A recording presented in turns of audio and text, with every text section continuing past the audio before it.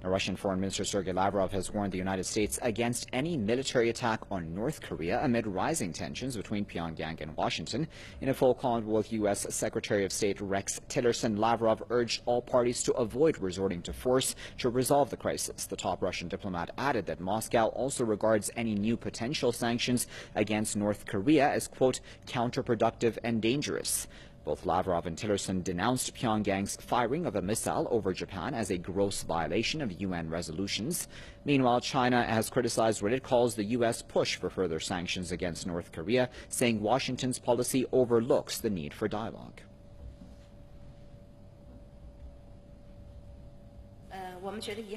We think it is regrettable that some countries selectively overlook the relevant Security Council resolution's demand to advance dialogue and stubbornly emphasize pressure and sanctions. They are always holding back China's efforts to promote dialogue and making irresponsible remarks every time there is renewed tension on the peninsula. The Chinese Ministry spokeswoman added that the current situation on the Korean peninsula isn't, quote, a video game, while expressed hope that all parties take a responsible attitude with regard to regional nations and make rational and wise choices. To discuss that further, we're now joined by Adam Gary, who is managing editor at theduran.com, and he's joining us live now via Skype from London. Adam, what do you make of Lavrov's call to Tillerson? Sorry, it's a very bad line. Can you repeat that, please? Sure. What do you make of Lavrov's call to Tillerson, of course, over concerns that the U.S. may take some sort of military action against North Korea?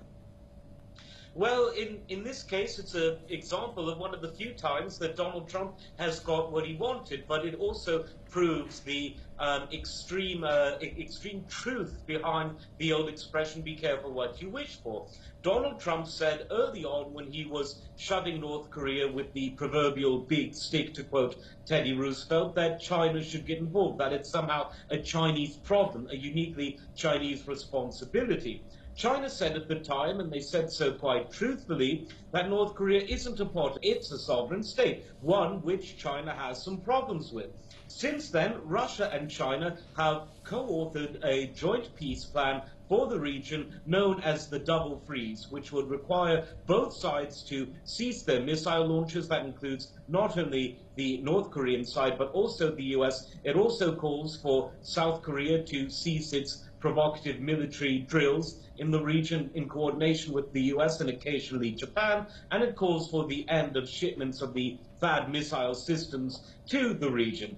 Russia and China are speaking with a united voice. In this sense, Donald Trump, the old businessman that he is, got two for the price of one. He said that he wanted China to be involved. Not only is China involved, but so is the other state which neighbors the Korean peninsula, and that, of course, is Russia. They're saying the same things, and it's not what America wants to hear. America wants to hear people goad on its boisterous military tactics, which are pushing the world very close to nuclear war, but China and Russia are not doing that, and the people of South Korea are not doing that either. In fact, they're coming out in the streets in their hundreds, in some cases in their thousands, and they're protesting these THAAD missile systems, they're protesting the militarization of their region, they're protesting the idea that the United States could drag their country back into a war which a ceasefire paused in 1953.